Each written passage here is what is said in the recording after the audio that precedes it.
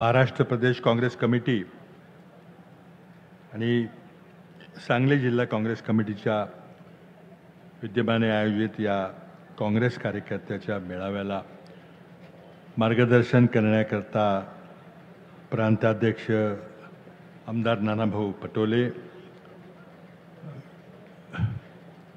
आमदार बाळासाहेब थोरात, आमदार विश्वजित कदम, माजी मंत्री रमेश बागवे, आमदार विक्रम सावंत, पृथ्वीराज पाटील, सिकंदर मुजवर, महादेव पाटील, जितेश कदम, नंदकुमार कुंभार, के बापू, उत्तमराव पवार, मालन मोहिते, संजय हजारे आणि या मेळाव्याला सर्व साही विधानसभा मतदारसंघातून मोठ्या संख्येने उपस्थित काँग्रेसवर प्रेम करणारे, नेतृत्वावर प्रेम करणारे आपण सर्व कार्यकर्ते बंधू भगिनींनो, अत्यंत संक्रामक आणि संवेदनशील परिस्थितीमध्ये आपण या मेळाव्याला सगळे जमलेले आहोत. आमदार डॉक्टर विश्वजित कदम यांनी खास विनंती केली, तुम्ही सांगलीच्या लोकसभा जागेकरता सर्वांनी, काँग्रेस पक्षाकरता आमच्या सर्वांचा इतका प्रयत्न केलेला आहे, त्यामुळे आता शेवटी तुम्ही सर्वांनी या ठिकाणी जावं आणि म्हणून आम्हाला त्यांनी आग्रहाने निमंत्रित केल्यामुळे आम्ही आलेलो आहे. नंतर तिन्ही नेत्यांनी एका ठिकाणी एका दिवशी जाणं हे लोकसभा निवडणुकीमध्ये शक्य नसतं. पण तरीही आपल्या सर्वांच्या भावना समजून घेण्याकरता आणि शेवटचा प्रयत्न म्हणून आम्ही या ठिकाणी आलेलो आहे. अध्यक्षांनी निर्णय घेतला की नाही, आपण तिथं जाऊन येऊ, लोकांना भेटू. आपल्या प्रातिनिधिक स्वरूपात आम्ही सर्वांनी भावना ऐकल्या. जवळजवळ 3 महिने 48 पैकी 45 जागांचा निर्णय जवळजवळ झाला होता. पण 1-2 जागांचा निर्णय, त्यातलाही आणखी एक जागेचा निर्णय झाला आणि मुंबईच्या निवडणुका उशिरा असल्यामुळे त्यांचा निर्णय 1-2 दिवसात आज होईल. शेवटी एकच जागेकरता 2-3 महिने हा संघर्ष चालला होता. मला आठवत नाही की मी अनेक लोकसभेच्या निवडणुकीच्या हाताळल्यात. अखिल भारतीय काँग्रेस कमिटीच्या वतीने मी 9 राज्यांचा महासचिव प्रभारी होतो आणि अनेक लोकसभा निवडणुका त्याचं मी संचालन केलेलं आहे. जागा वाटपामध्ये समजा आघाडी असेल तर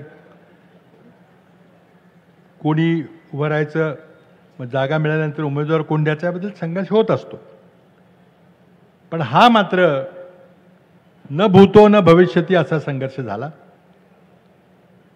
आणि ज्या चिकाटीने बाळासाहेब कदम यांनी किल्ला लढवला, माझ्या पाहण्यामध्ये कुठल्याही राज्यामध्ये इतक्या आग्रहपूर्ण आणि तात्विक अशी, आक्रस्ताळी नव्हे तर मुद्देसूद मांडणी अगदी जिल्ह्यापासून ते दिल्लीपर्यंत बाळासाहेब कदमांनी केली. आपल्या सर्व सहकार्याने एकत्र ठेवलं. जेव्हा वर्षभरापूर्वी आम्ही जिल्हावर आढावा घेत होतो, प्रत्येक जिल्ह्यामध्ये 5 नावं 6 नावं, मी आहे, हा आहे, तो आहे. पण एकच असा जिल्हा होता सांगली जिल्हा की जिथे एकमताने जिल्ह्यातल्या सर्व नेत्यांनी सांगितले की नाही, आमचं सगळं एकमत आहे, आमचं एकच नाव आहे. आणि त्यामुळं सांगलीचा निर्णय घेताना 1 मिनिट सुद्धा लागायचा नाही, लगेच पुढचं नाव होऊन जाईल कारण इथला निर्णय होऊन जाईल अशी मला तरी खात्री होती. परंतु बरंच काही राजकारण झालं, त्या सगळ्यामध्ये मी काही जाणार नाही. बाळासाहेबांनी आपल्या वक्तव्यामध्ये थोडासा ओझरता उल्लेख केला. सांगलीची जागा, सांगली जिल्हा परंपरागत अगदी स्वातंत्र्याच्या पूर्वीपासून हा काँग्रेसच्या विचाराचा जिल्हा आहे. काही अपवाद झाले, चुनाव में हार जीत कभी कभी होती रहती है. मागच्या वेळेला असंच काहीतरी राजकारण झालं, नेमकी काँग्रेसच्या हातातनी सीट गेली.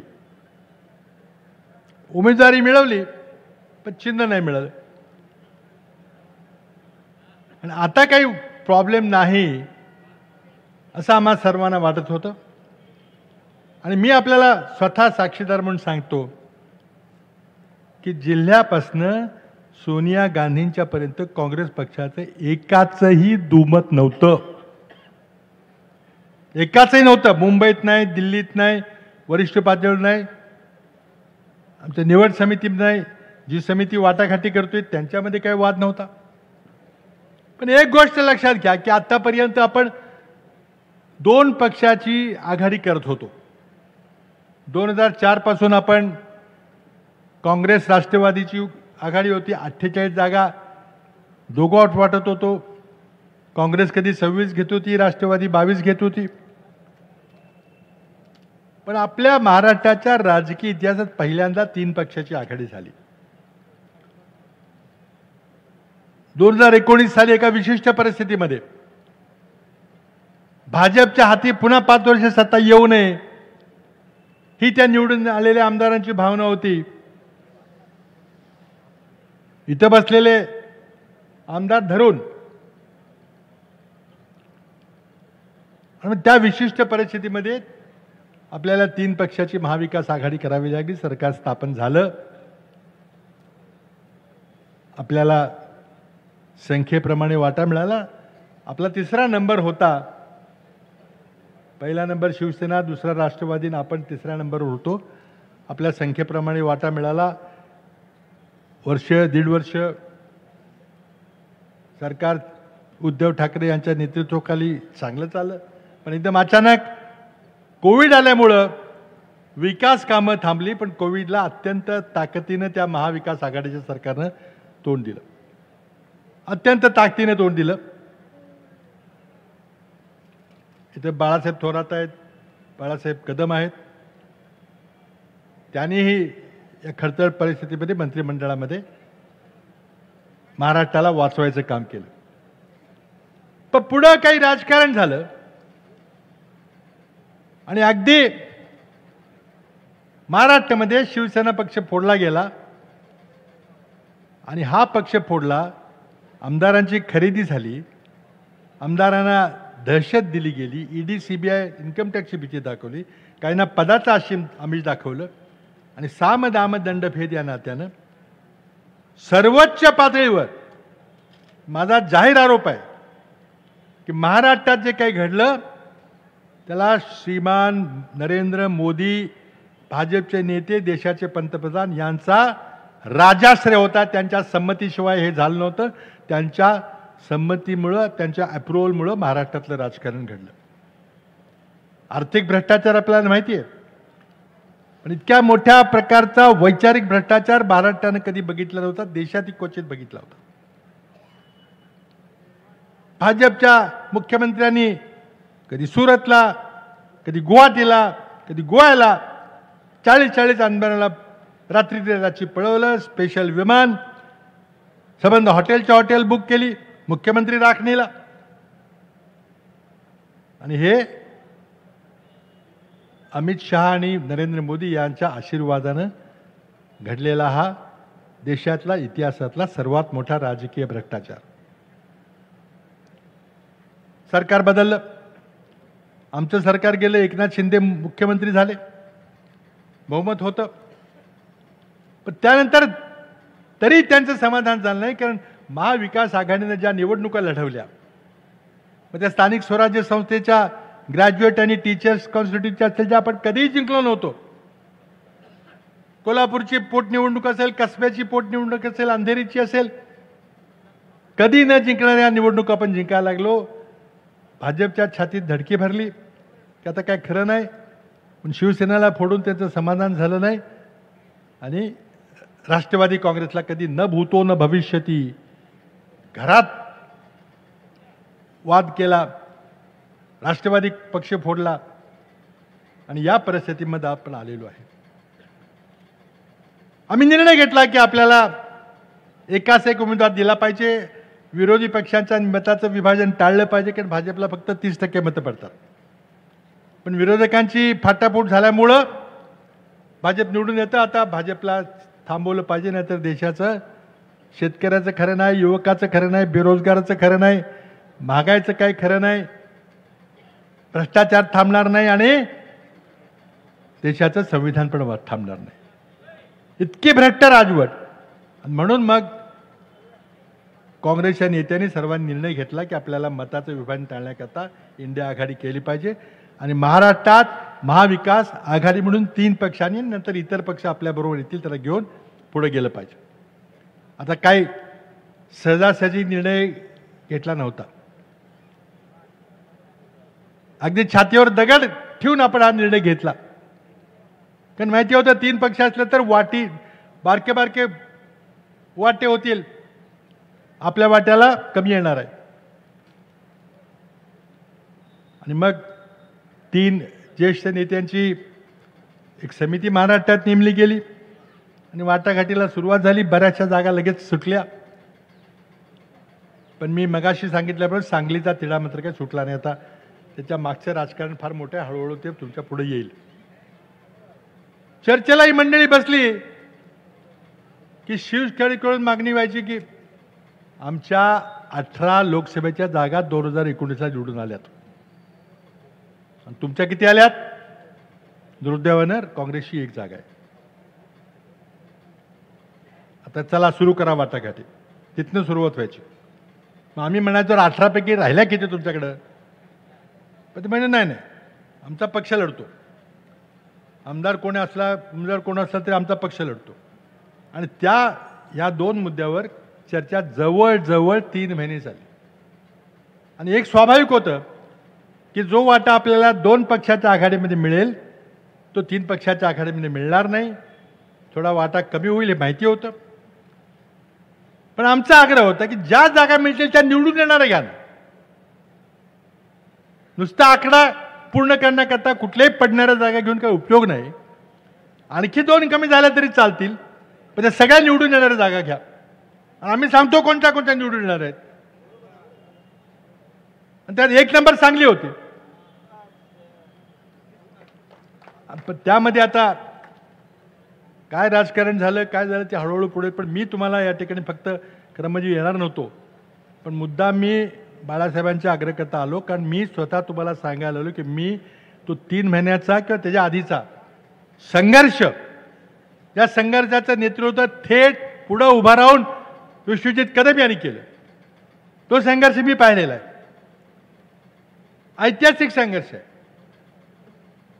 पक्षाच्या घटनेच्या चौकटीत राहून केलेला आहे. अक्रस्थळेपणे केलेलं नाही. कुठं काळी निशाण दाखवा, कुठं दंगा करा, कुठं नेत्या नाडवा, असं बिलकुल नाही.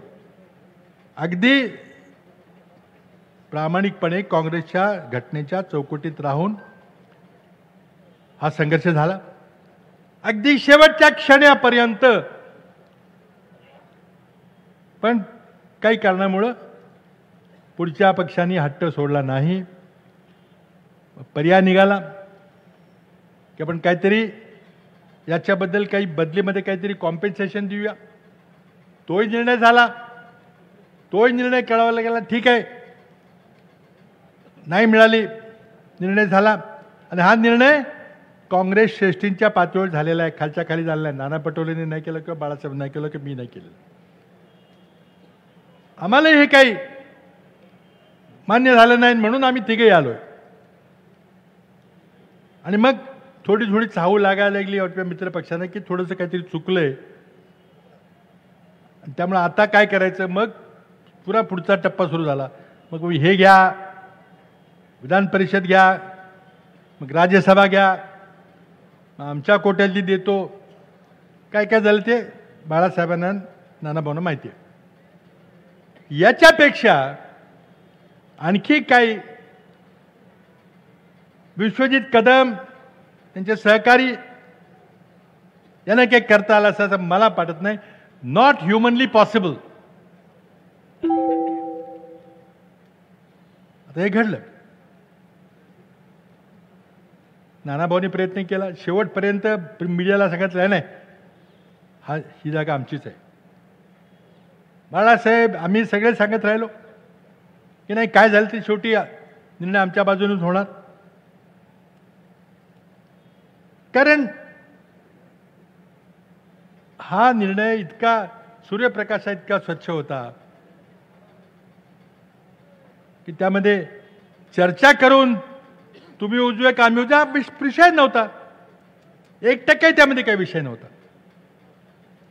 पण शेवटी हा अंतिम निर्णय झाला आणि तो सर्वोच्च पातळीवर झालेला आहे. ते सांगायला विश्वजित कदम यांनी तुम्हाला सांगितलं काय काय घडलं. मी त्याचा दुजारा करतो. बाळासाहेबांनी सांगितलं, नानाभाऊ सांगतील. आता आपल्यासमोर ही परिस्थिती आहे. 2019च्या निवडणुकीमध्ये आपला जर वेगळा निर्णय लागला असता, निकाल लागला असता, आपल्याला आघाडी करायची काय गरज होती, पण करावी लागली. 2019ला लोकसभेला आपल्याला एकच लोकसभेची जागा मिळाली. आपल्या पश्चिम महाराष्ट्रात तर काहीच मिळालं नाही. एक फक्त चंद्रपूरची जागा मिळाली. नाईलाजानं 3 पक्षाची आघाडी करावी लागली आणि त्याची किंमत मोजावी लागली. ती किंमत दुर्दैवानं सांगलीकरांच्या माझ्या सांगलीमधल्या काँग्रेस कार्यकर्त्याच्या डोक्यावर येऊन पडली. पुढे काय करायचं, निवडणूक कशी लढवायची हा निर्णय आपण घेणार आहोत. नानाभाऊ सांगतील. पक्षाची राज्यघटना आहे.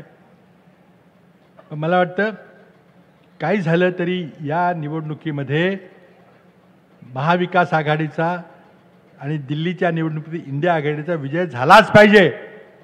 तर झाला नाही तर पुढच्या पिढ्यांचा शाप आपल्याला घ्यावा लागेल. आज शेतकरी उद्ध्वस्त झालेला आहे. बेरोजगार युवक शिक्षित नोकरीच्या शोधात फिरतोय. घर चालवणं अवघड झालेलं आहे. भ्रष्टाचाराचा कळस झालेला आहे. 50 खोके पुरे करता करता कॉन्ट्रॅक्टमध्ये कमिशनखोरी, सरकारी अधिकाऱ्यांच्या बदल्यामध्ये पैसे. जो सरकारी अधिकाऱ्यांना पैसे दिले तो खालच्या शेतकऱ्याला सोडेल का? पुढं पिळून काढलं सगळ्याच बहुजन समाजाला या लोकांनी. म्हणून हे सरकार गेलं पाहिजे. म्हणून आपण जो काही निर्णय घेऊ ते सरकार जाईल. महाविकास आघाडीचा महाराष्ट्रात विजय होईल. पुन्हा महाविकास आघाडीचं विधानसभेमध्ये राज्य येईल आणि दिल्लीमध्ये नरेंद्र मोदीचा पराभव होऊन इंडिया आघाडीचं नेतृत्व राहुल गांधी नेतृत्व करतील, काँग्रेस नेतृत्व करेल. आणि काँग्रेसचा जो एक ऐतिहासिक जाहीरनामा तुमच्यापुढे ठेवलेला जरूर त्याचा अभ्यास करा. त्यामध्ये आम्ही पोकळ आश्वासन दिलेले नाहीत. सगळे ठोस आश्वासन आहेत. आणि कर्नाटकच्या निवडणुकीमध्ये 5 गॅरंटी दिल्या होत्या. राज्य आल्याबरोबर 5च्या 5 गॅरंटी आम्ही पूर्ण केलेल्या आहेत. देशाच्या जाहीरनाम्यामधले गॅरंटी देखील आम्ही पूर्ण करणार आहोत. आणि आता या परिस्थितीला सामोरं जाण्याकरता एका बाजूला सांगली जिल्ह्यातली काँग्रेस अबाधित राहिली पाहिजे, एकसंघ राहिली पाहिजे, ताकदवान राहिली पाहिजे. आणि दुसऱ्या बाजूला भारतीय जनता पक्षाचा नरेंद्र मोदीचा पराभव झाला पाहिजे. हे दुहेरी आव्हान आपल्या पुढे आहे. आणि ते आव्हान आपल्या सर्वांना पेलायचं. आणि मला वाटतं सांगली जिल्ह्यासारख्या एक प्रचंड काँग्रेस विचाराच्या भूमीमध्ये आपण ते इंद्रधनुष्य पेलू असं मला खात्री वाटते. आज राहून राहून मला डॉक्टर पतंगरावजी कदम यांची आठवण येते. ते जर चर्चेत असते कदाचित वेगळा निर्णय लागला असता. कारण त्यांच्याबरोबर मी काम केलेलं आहे. त्यांचा आग्रह, त्यांचा वाटाघाटी करण्याची पद्धत, पण आता आपल्याकडे नाहीत. त्यांची जबाबदारी बाळासाहेब कदमांच्यावर आली आहे. त्यांची जबाबदारी अत्यंत समर्थपणे प्रताप दोघांनी जवळून पाहिलेलं आहे. आणि म्हणून हे दुहेरी आव्हान निश्चितपणे आपण पेलाल. नानाभाऊ आणि काँग्रेसचे नेते योग्य तो निर्णय घेतील हा विश्वास मनामध्ये ठेवतो आणि सांगली जिल्ह्यातली काँग्रेस ही पूर्वीपेक्षा जास्त ताकदीने एकसंघपणे काम करेल हा विश्वास ठेवतो आणि थांबतो. जय हिंद, जय महाराष्ट्र. धन्यवाद बाबा. यानंतर महाराष्ट्र प्रदेश काँग्रेस कमिटीचे अध्यक्ष, विधानसभेचे माजी अध्यक्ष आणि राज्याचे निडर नेतृत्व माननीय आमदार नानाभाऊ पटोले जे आजच्या मेळाव्याचे अध्यक्ष आहेत.